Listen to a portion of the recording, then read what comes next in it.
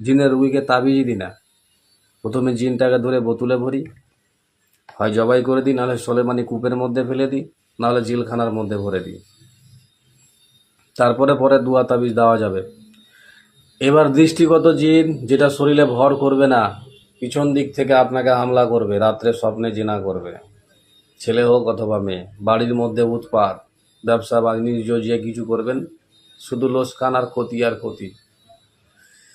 গর্ভবতী মহিলার বাচ্চা পর্যন্ত নষ্ট করে দেয় এই শিবলি জিন। বাথরুমে বেশি থাকে এরা, ঘরের কোনায় কোনায় থাকে। এই জিনকে কিভাবে ধরতে হবে?